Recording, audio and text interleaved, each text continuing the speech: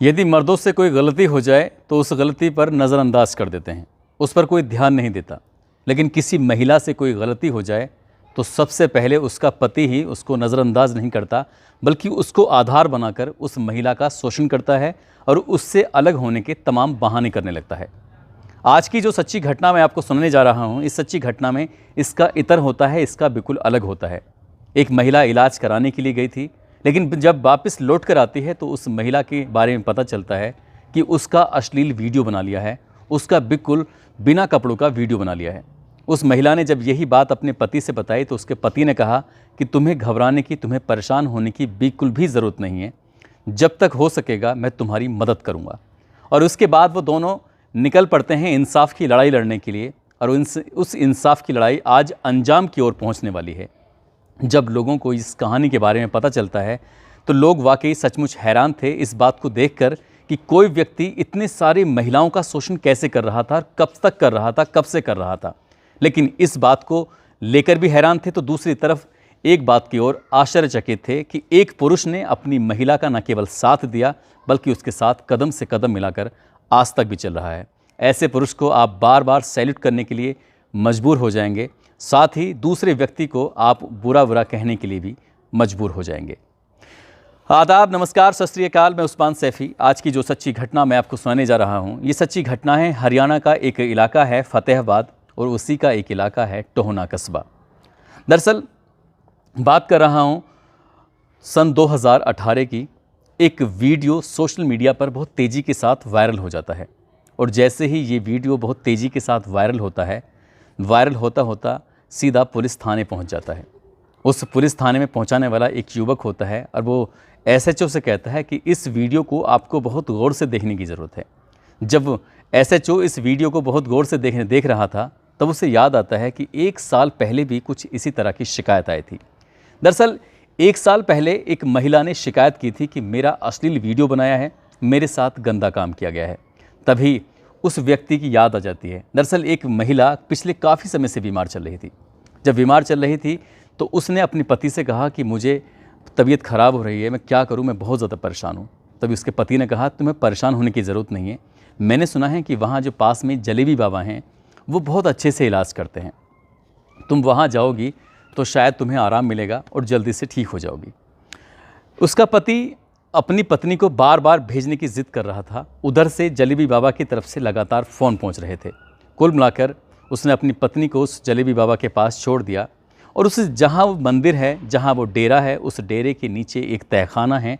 उस तहखाने में जाने से पहले ही उस जलेबी बाबा ने कहा, उसके चेले ने कहा कि तुम्हें अपनी पत्नी को अगर ठीक देखना चाहते हो तो मैं यहाँ से जाना ही पड़ेगा, तुम अपने काम पर जाओ, जब ठीक हो जाएगी हम फ़ोन कर देंगे, ये यहाँ से खुद चली जाएंगी।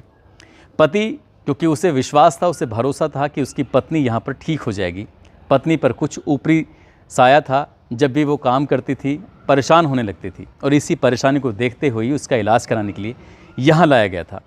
तहखाने में उस महिला को लेके जाया जाता है, उसको किताब दी जाती है, किताब को पढ़ने के लिए बार बार कहा जाता है, और जैसे जैसे वो किताब पढ़ रही थी वैसे वैसे वो एक अलग ही दुनिया में खो रही थी। तभी बाबा उसके पास आते हैं और उसकी मांग में कुछ ऐसी चीज़ थी जो लगातार भर रहे थे।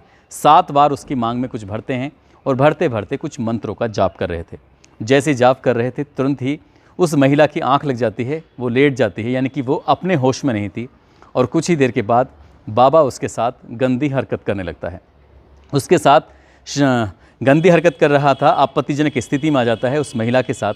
और जब कई घंटे बीत जाते हैं तब उस महिला को होश आता है। जैसे ही उस महिला को होश आता है उसको लगता है कि वाकई उसके साथ अभी कुछ टाइम पहले कुछ ना कुछ ऐसा गलत हुआ है जो शायद नहीं होना चाहिए था। उस महिला ने इस बात का विरोध किया। उस बाबा ने कहा कि यदि तुमने ये बात जो यहाँ पर हुई है किसी को बताने की कोशिश की तो तुम्हारे साथ वो अंजाम होगा जिसका तुम्हें पता भी नहीं है।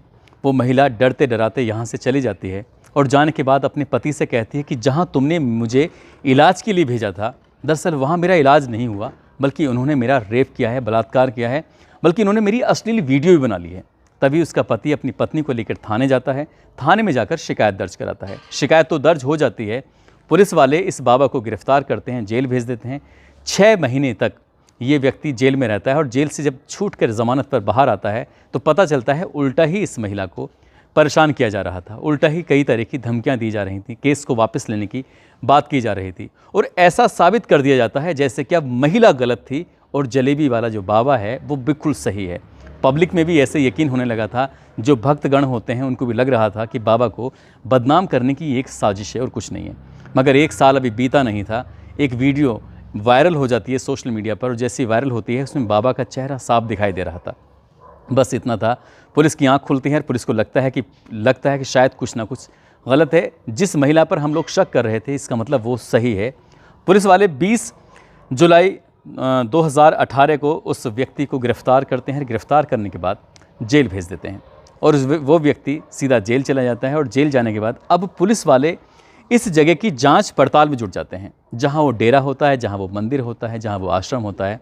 अब उस आश्रम की जांच पड़ताल जब की जा रही थी, वहां जाकर एक एक चीज़ को बारीकी से देखा जाता है तो ऐसा लगता है जैसे पुलिस वालों की कुछ ऐसी चीज़ हाथ लगी हो जो शायद नहीं लगनी चाहिए थी। जैसे सेक्स वर्धक गोलियां होती हैं, उनको खाने का, उनके बाद किसी के साथ वो गलत काम करने की बात होती थी। 120 सीढ़ियाँ उसमें ऐसी मिलती हैं उस डेरे के अंदर, जिसमें आने वाली कुछ महिलाएँ थीं, अनुयायी थीं, उनके साथ वाक़ई गलत काम होता था, उनकी गंदी पिक्चर बनाई जाती थी। 100 से ज़्यादा महिलाओं की इस तरह से सीडी जब मिलती हैं तो पुलिस वाले वाकई हैरान थे, परेशान थे कि एक व्यक्ति आखिरकार ऐसा कैसे कर रहा था।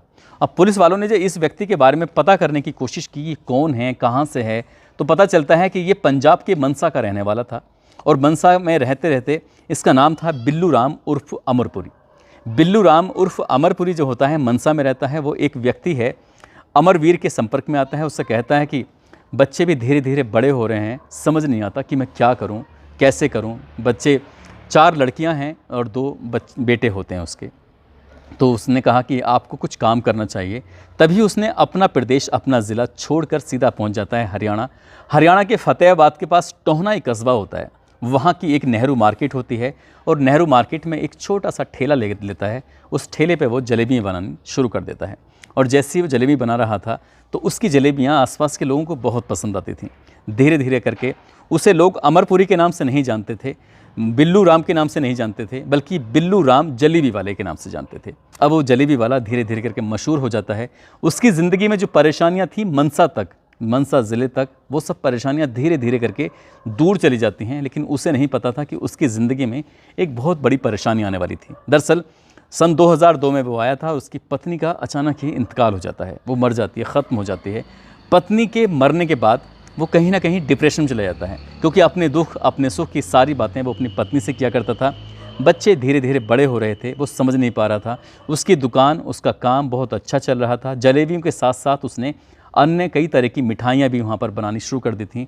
पैसा उसके पास तो भरपूर आने लगा था, लेकिन जब पत्नी नहीं थी तो उसका मन कहीं ना कहीं विचलित हो जाता है और एक दिन यहाँ से सब कुछ छोड़कर वो चला जाता है। बच्चे यहीं रह जाते हैं, बच्चे अपनी जिम्मेदारी संभालने लगते हैं। अब यहाँ से लगभग 2 साल तक वो अचानक ही गायब हो जाता है। गायब होने के बाद फिर 2 साल के बाद जब जिस रूप में आता है, उस रूप में किसी ने उसकी कल्पना ही नहीं की थी।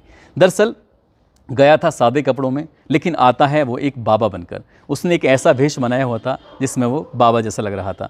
अब उसने एक ऐसी क्रिया जिसे बोलते हैं सम्मोहन क्रिया, उसने ऐसी क्रिया को सीख लिया था जिससे बात किया करता था। उससे बातचीत करते करते उसके अंदर की कुछ बातों को वो कैच कर लिया करता था, यानी कि उसकी दिक्कतें, उसकी परेशानियाँ।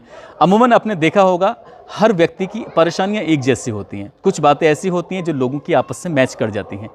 जो लोग उसके पास आते थे उनसे वो बातचीत करता था और बातचीत करते करते कुछ ऐसी बातों को टटोलने की कोशिश करता था जिससे सामने वाले को लगता था कि बाबा के अंदर तो बहुत सारी दिव्य शक्तियाँ हैं और वो जैसी बातें बताता था, कुल मिला के उस लोगों को आराम भी मिलने लगता था। यानी कि कह सकते हैं कि लोगों को ऐसा लगने लगा था जैसे कि अब बाबा जो बताएंगे वो सब कुछ ठीक हो जाएगा।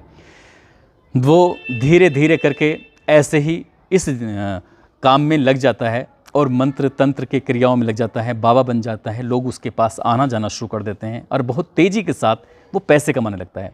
पैसे कमाकर एक डेरा बनाता है, आश्रम बनाता है और मंदिर भी बना डालता है। और मंदिर में, इस डेरे में कुछ महिलाएं, कुछ पुरुष आते थे फरियाद लेकर, पैसे लेकर, और वो धीरे धीरे करके उसने उतना पैसा उस जलेबी वाले काम से नहीं कमाया था जितना पैसा उसने यहाँ से कमाया था। लेकिन सम्मोहन की क्रिया में उसने एक काम और सीख लिया था।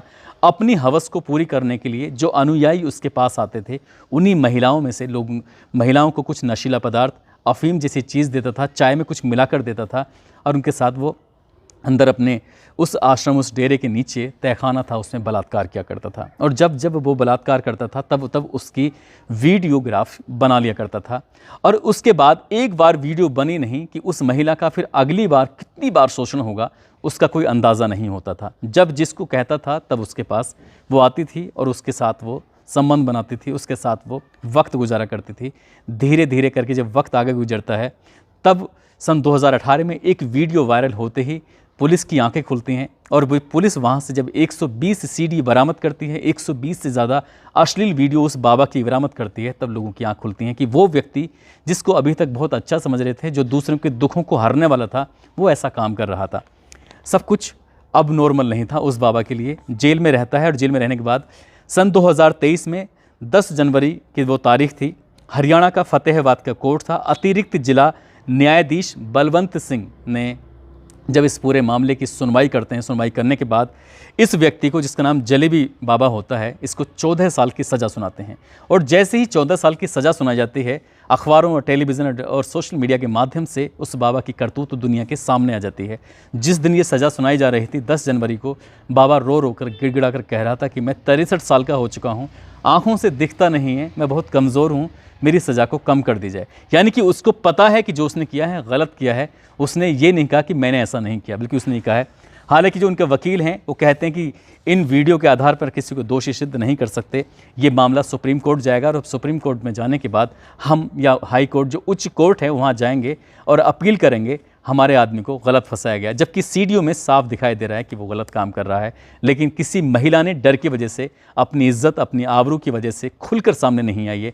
जबकि हरियाणा की पुलिस कहती है कि जिन जिन महिलाओं के साथ ऐसा हुआ है उन्हें सामने आना चाहिए, सामने आकर अपनी बात रखनी चाहिए, ताकि किसी और महिलाओं के साथ कहीं अन्य जगह पर ऐसा ना हो, ताकि आरोपी को सज़ा मिल सके।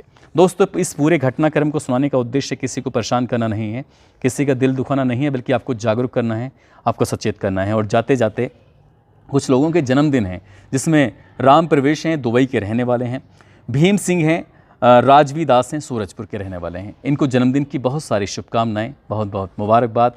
साथ ही कनकलता तिवारी हैं, अबुलेश आलम हैं, शिव चरण लाल हैं, मुबीन खान, सृष्टि कुमारी हैं, अकबर खान, शिव नारायण, अरविंद यादव, कृष्णा कुमार, अजीम बगार, इमरान खान, राकेश, अमोद कुमार, सुरेश कुमार, सुफियान कुरैशी, रहमतुल्लाह खान राजस्थान से हैं, सोपार खान मेवात से हैं, ताहिर मलिक। इन्होंने नाम लेने की अपील की थी। आप सब लोग अपना ख्याल रखें, सुरक्षित रहें। जय हिंद, जय भारत।